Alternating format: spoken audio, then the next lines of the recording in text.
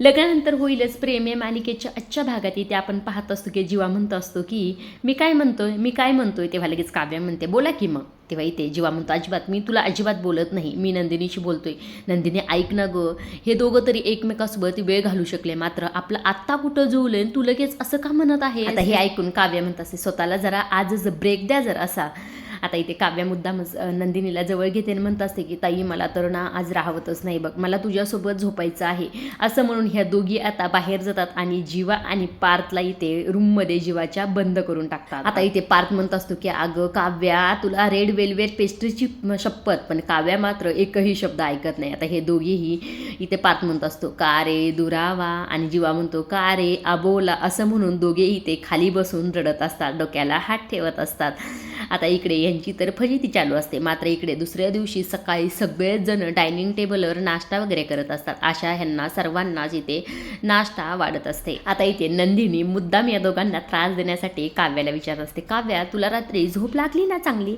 तेव्हा इथे काव्या म्हणत असते हो एकदम मस्त अशी झोप लागली, कारण की आज ना माझ्या शेजारी घोरणारा माणूस नव्हता ना, त्यामुळे छान अशी मला झोप लागली आहे इथे. आता पार्थ इथे जीवाला म्हणत असतो बघ आपली कशी मज्जा घेतात ह्या दोघी. तेव्हा इथे विक्रम म्हणतात का रे तुम्हाला मज्जा नाही आली का. तेव्हा इथे पार्थ म्हणत असतो की बाबा काय चाललंय तुमचं. तेव्हा इथे जीवा म्हणत असतो की सगळं काही मिटल्यानंतर घोरणाऱ्या भावासोबत झोपण्यात कसली आली मजा. तर इथे मानाने म्हणत असते का ग मुलींनो, या मुलांना आणखी किती दिवस असा त्रास द्यायचा आहे. तेव्हा इथे विक्रम देखील म्हणतात एक मिनिट पण मला हे सांगा दोघीही तुम्ही, आता ह्या मुलांना तुम्हाला आणखी किती दिवस तरसायचा तुमचा प्लॅन आहे. तेव्हा इथे जीवा म्हणतो म्हणजे हा प्लॅन आहे तर आम्हाला तरसवायचा, आणि ह्यांना जेव्हा आम्ही त्रास देतो तरसवतो तेव्हा मात्र यांची प्लेलिस्ट बाहेर येते का रे दुरावा का रे आबोला, कारण की नंदिनीने हे सॉन्ग लागलेलं असतं त्यामुळे मुद्दामच इथे जीवा म्हणत असते. पार्थ देखील म्हणतो या ओजी बोक्याने जर त्रास दिला ना मग तर खेळण्यातला बोक्या आणायला लागतो, तुमचा दिसत नाही तो ओजी बोका, असा इथे पार्थ खरं तर मुद्दामच म्हणत असतो. आता इथे सर्वच जण हसत असतात तितक्यात दरवाजाची बेल वाजलेली असते. तेव्हा आशा म्हणते थांबा एक मिनिट मी पाहते. आता आशा तर तिकडे गेलेली असते, मात्र इथे मानाने म्हणत असते अरे बस करा रे बाबा तुमच्या आता सर्वांचे हे लुटूपुटू भांडणं आहेत का, ते देखील मला आता अजिबातच नको.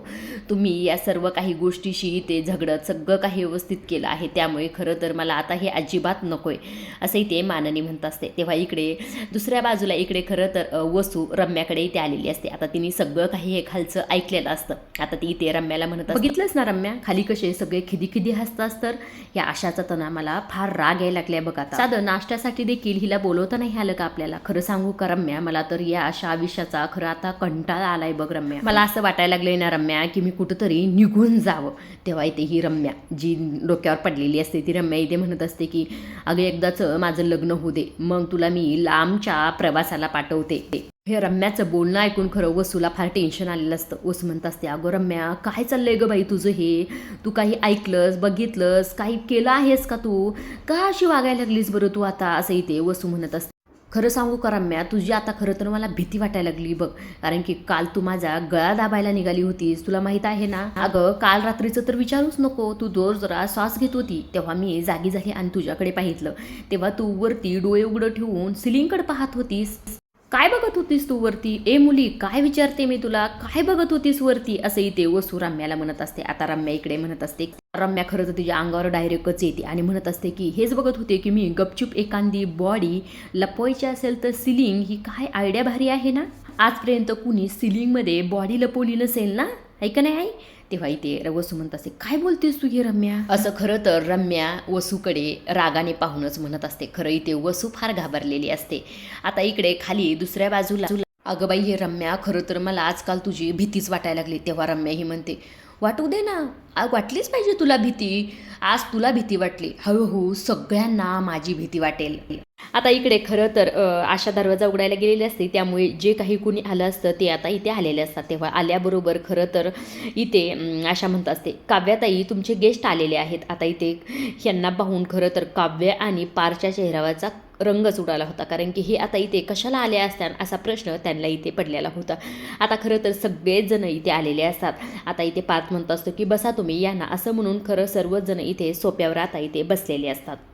आता विक्रम लगेच इथे विचारतात मी पण ओळखलं नाही ह्यांना, आहेत तरी कोण ह्या. तेव्हा इथे पार्थ म्हणत असतो की ह्या काउन्सिलर आहेत आमच्या दोघांच्या. असं म्हटल्यावर खरं तर आता काव्या देखील म्हणते मॅम तुम्ही इथे अचानक अशा कसं काय आला आहात. अशा कसं काय म्हणजे काय म्हणतेस काव्या तू? अगं बघता बघता 6 महिने संपले, मग आता काय ठरलं तुमचं? असं इथे या मॅमनी विचारलेलं असतं. हे ऐकल्याबरोबर खरं इथे विक्रम म्हणत असतात, म्हणजे तुम्हाला आणखीही डिवोर्स घ्यायचा आहे? तेव्हा पार्थ आणि काव्या खरं बोलणारच असतात. तितक्यातच आता इकडे दुसऱ्या बाजूला दाखवलेलं असतं. आता इकडे खरं रम्या तर म्हणत असते की आता पुढच्या गोष्टीकडे वळायला लागेल. तेव्हा इथे वसूला कळालेलं नसतं. वसू म्हणते पुढची कोणती गोष्ट नेमकं? तेव्हा इथे रम्या म्हणत असते की अगं आई, आज 6 महिने संपले ना, म्हणजे दोन्ही कपलचा आज कूलिंग पिरियडचा शेवटचा दिवस आहे. इथे वसू म्हणत असते मग काय करायचं? तेव्हा इथे रम्या म्हणते हे आज सगळेजण हेच म्हणतील असं म्हणून आता इकडे लगेच दुसऱ्या बाजूला सीन शिफ्ट झालेला असतो. आता इकडे दुसऱ्या बाजूला काव्या आणि पार्थला हे विचारल्याबरोबर आता इथे काव्या पार्थसोबत जीवा आणि नंदिनी सगळेजण एकाच सुरात म्हणतात आम्हाला डिवोर्स अजिबात नको. हे ऐकून खरं सर्वांनाच इथे फार आनंद झालेला असतो. आता ह्या मॅम देखील इथे फार खुश झालेल्या असतात. त्या इथे म्हणत असतात की मला तर खात्रीच होती, अहो तुमचा प्रवास मी खूप जवळून बघितलाय आणि तुमची ती केस, ज्यांनी मला ही केस हँडओव्हर केली आहे त्यांनी मला सगळे काही तुमचे डिटेल्स सांगितले आहेत. खरं सांगू का मी काव्या, तुझी जी पत्रकार परिषदेतली जी काही रील होती ना, तिच्याखाली मी तुला कमेंट देखील केली होती बघ.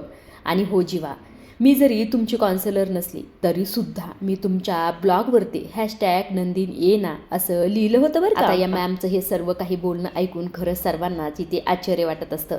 आता इकडे त्या मॅम असं देखील म्हणतात काय ना, तुम्ही चौघांनी पण तुमचं नातं, तुमचं प्रेम खऱ्या अर्थाने साजरं केलं. त्यामुळे मला तुमची केस इतकी भावली, इतकी आवडली ना की माझ्या इतर डिवोर्स क्लायंटला तुमची केस मी स्टडी म्हणून रेफर करणार आहे असे इथे या मॅम सांगत. आता हे सर्व काही बोलणं ऐकून खरं इथे विक्रमनी तर टाळ्याच वाजवलेल्या असतात. आता इथे काव्या म्हणत असते आम्हाला आता डिवोर्स अजिबात नको. जीवा पण म्हणतो हा आमचं ठरलंय, आता आम्हाला अजिबात डिवोर्स नकोय. मात्र इथे माननी असं काहीतरी म्हणते की नाही अजिबात आता इथे असं काही चालणार नाही, तुम्ही आता डिवोर्स मागे घ्यायचा नाही, ठरल्याप्रमाणे तुम्ही आता डिवोर्स घ्यायचा. असं हे माननीचं बोलणं ऐकून खरं तर इथे सगळ्यांनाच खूप मोठा धक्का बसलेला असतो. आता इथे खरं तर विक्रम पण म्हणतात हो माननी अगदी काही बरोबर बोलत आहे, हे सर्व काही बरोबर आहे, तुम्ही आता डिवोर्स घ्यायचाच असं इथे विक्रम देखील म्हणत असतात. तेव्हा इथे जीवा आणि खरं पार्थ म्हणत असतात की काय चाललंय बाबा, काही पण कसं बोलतात, आम्हाला डिवोर्स नकोय, आम्हाला या लग्नात राहायचं आहे. इतक्यातच इथे आलेले असतात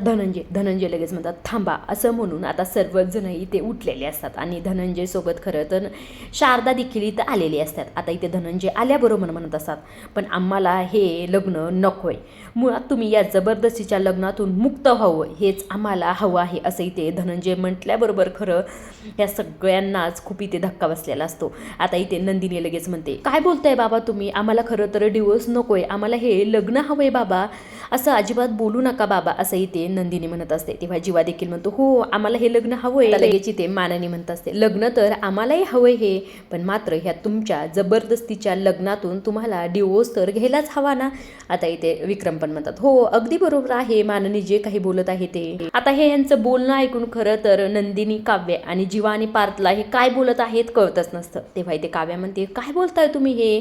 तेव्हा इथे माननी म्हणत असतं की आम्हीच म्हणालो होतो ना की लग्नानंतर होईलच प्रेम, पण आता आम्हीच म्हणतोय असं म्हटल्याबरोबर लगेच शारदा म्हणते डिवोर्स नंतर होईलच तुमचा पुनर्मिलन सोहळा. ह्या दोघींचं हे बोलणं झाल्यानंतर लगे विक्रम आणि धनंजय देखील एकाच सुरात म्हणतात प्रेमानंतरचं लग्न सोहळा.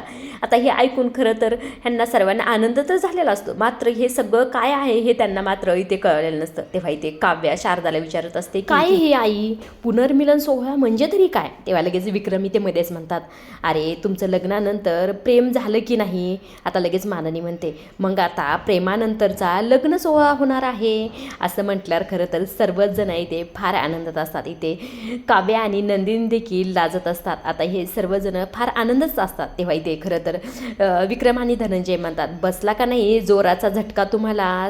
आता ह्या खरं तर ज्या मॅम असतात ते इथे म्हणत असतात मी 1 मिनिट बोलू का. आता सर्वजण म्हणतात हो बोला की. तेव्हा त्या म्हणत असतात की खरं तर डॉक्टरांना कुणी आजारी पडावं असं कधीच वाटत नाही, अगदी तसंच आहे आमचं की कुणाचंही खरं नातं तुटू नये, तर माझी या डिवोर्सला खरं तर काहीच हरकत नाही असं त्या इथे मॅम म्हणत असतात. असंच आम्हाला देखील वाटतं, पण मात्र डिवोर्स नंतर असा पुनर्मिलनाचा सोहळा होणार असेल तर माझा पूर्णपणे सपोर्ट आहे या डिवोर्सला.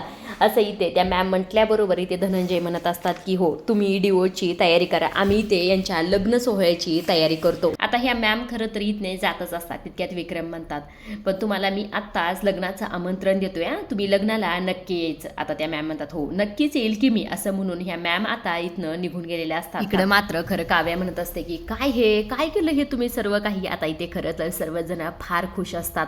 तेव्हा इथे माननी म्हणते बोला की काही, आता काय करायचं. तेव्हा जीवा म्हणतो अरे ह्या धक्क्यातून तर आम्हाला आधी बाहेर निघून दे मग काही बोलू आम्ही, असं इथे जीवा म्हणत असतो. तेव्हा इथे खरं तर माननी म्हणत असते की तुम्हाला असा धक्का द्यायचा खरं तर आम्ही काल रात्री चौघांनी ठरवलं होतं, मात्र काल रात्रीपासून माझ्या पोटात मी हे कसं बसं ठेवलं आहे, असं इथे माननी म्हणत असते. आता इथे लगेच विक्रम म्हणतात नशीब आहे आमचं तू पोटात ठेवलंस.